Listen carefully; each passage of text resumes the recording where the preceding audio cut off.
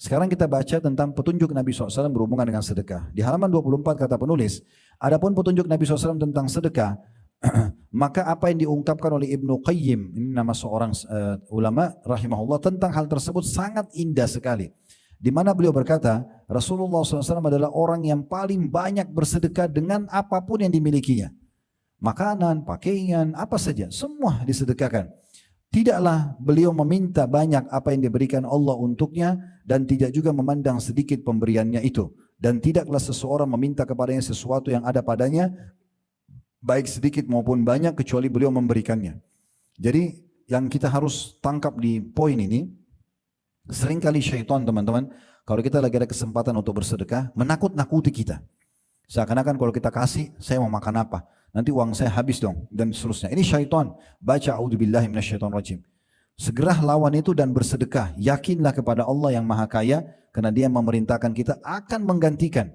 Yang selalu tadi yang sudah kita bacakan surah Saba, surah nomor 34 ayat 39 potongan ayatnya, wa ma anfaqtum min syai'in fahuwa yukhlifu. Apapun yang kalian infakkan di jalan Allah pasti dia akan ganti. Tidak usah khawatir, keluarkan lalu tinggalkan sudah. Ya. Berharap balasan dari Allah Subhanahu wa taala. Dan itu yang dilakukan oleh Nabi SAW. Beliau selalu bersedekah dan tidak mau menolak orang yang meminta bantuan. Karena tidak penting teman-teman melihat siapa yang minta bantuan. Yang penting adalah sedekahnya, ibadah yang sedang kita lakukan. Kalau kita selalu mau menilai, oh orang ini sudah pernah minta, untuk apa saya kasih lagi? Maka berarti kita akan memilih-milih orang. Kalau kebetulan di sekitar rumah kita sudah pernah kita bantu semuanya, lalu Anda berhenti bersedekah, kan tidak mungkin. Tidak usah lihat orang yang terulang atau tidak terulang. Yang penting saya bisa bersedekah selama saya hidup. Ini kesempatan ibadah. Dan siapa tahu memang sedekah yang kita keluarkan adalah amal terakhir kita. Mungkin setelah itu kita meninggal dunia. Maka ditutuplah dengan amal yang baik. Saya kembali melanjutkan perkataan Ibnu Qayyim. Beliau mengatakan, ya, Nabi SAW tidaklah menolak siapapun yang minta kepada beliau. Pemberian beliau itu adalah pemberian seseorang yang tidak takut akan kemiskinan. Jadi beliau kalau beliau ikutin dengan tidak ada kekhawatiran akan susah hidup karena bersedekah. Bersedekah dan memberi adalah perkara yang paling disukai oleh beliau. Kebahagiaan dan kesenangan beliau dengan memberikan sesuatu adalah lebih besar daripada kebahagiaan seorang penerima yang menerimanya. Jadi ini poin penting ya. Ibnu Qayyim menggambarkan bagaimana ketentraman jiwa Nabi Muhammad SAW. Beliau lebih senang memberi dan mengalahkan senangnya orang yang menerima. Kita bisa bayangkan kalau kita sedang menerima pemberian, bagaimana senangnya kita. Nah, Nabi SAW menanamkan dalam diri beliau kebalikannya. Beliau tanamkan lebih senang dirinya karena bisa membantu dan memberi daripada orang yang menerimanya. Ini sebuah poin yang luar biasa. Mengajarkan kepada kita bagaimana puncak kedermawanan yang sebenarnya. Justru kita senang kepada orang yang bisa kita beri. Bahkan kita lebih senang dalam memberi sedekah daripada orang yang menerima sedekah. Ada ungkapan di antara jemaah-jemaah kami, subhanallah, yang Allah bukain rezeki mungkin sudah tidak ada batas uang mereka.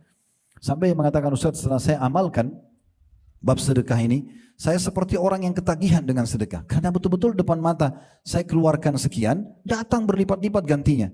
Dan saya pernah tes, saya berikan lebih besar lagi datang. Dan begitu seterusnya. Tinggal bagaimana diikuti dengan keyakinan dalam hati dan tidak boleh sama sekali ada keraguan.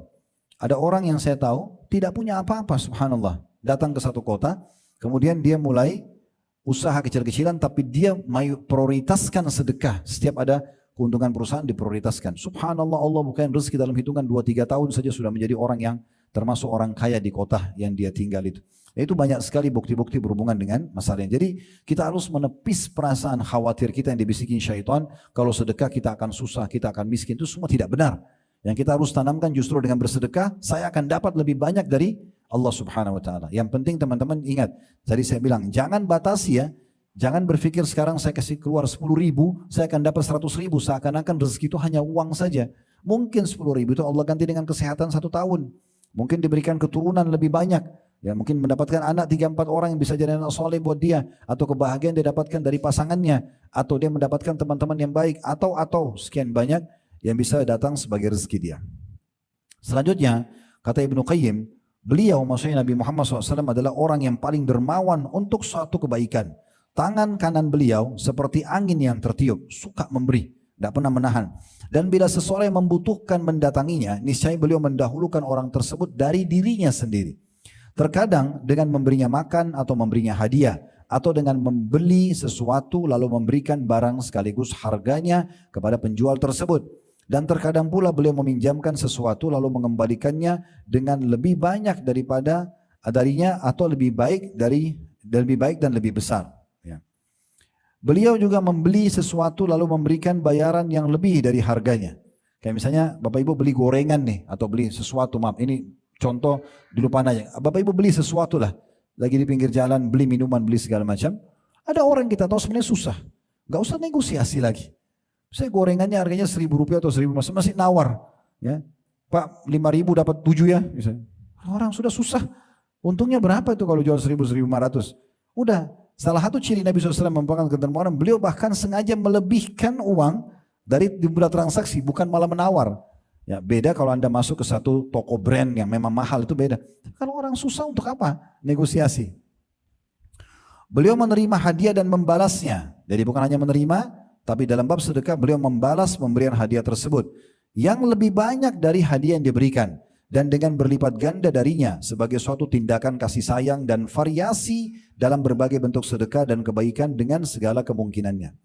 Sedekah beliau, maksudnya Nabi Muhammad SAW adalah dengan apa yang beliau miliki, dengan kondisinya dan dengan perkataannya. Maksudnya tidak memaksakan diri untuk mengambil orang lain punya, tapi beliau sedekah dengan apa yang beliau miliki.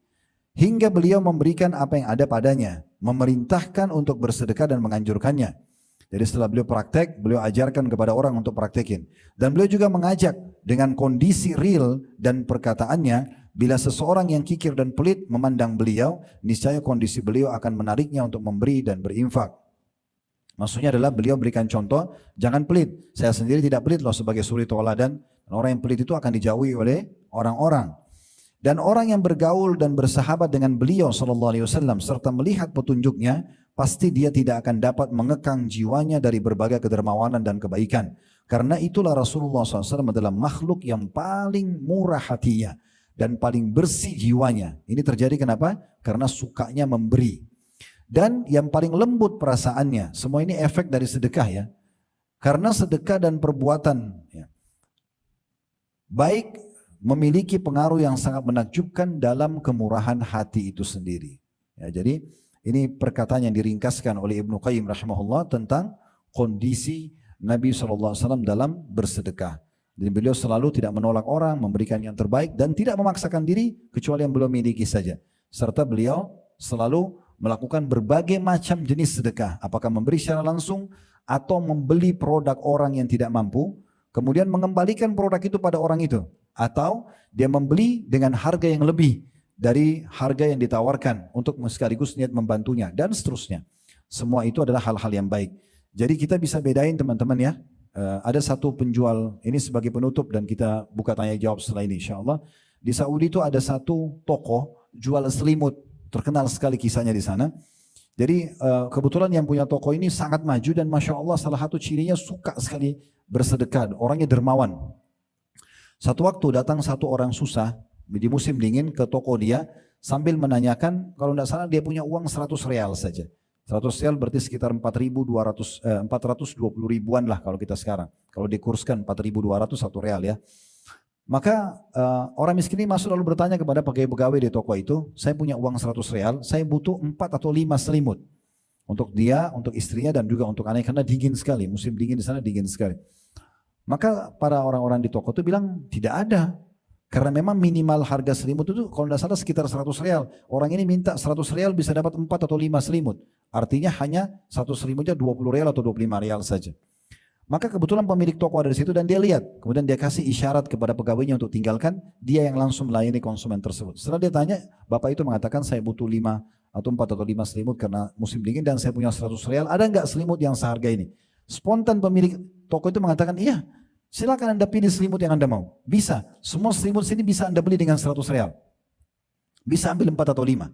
Maka orang itu dengan percaya dirinya, karena ini yang bicara pemilik toko, maka dia pilih selimut dan dia tidak tahu harganya.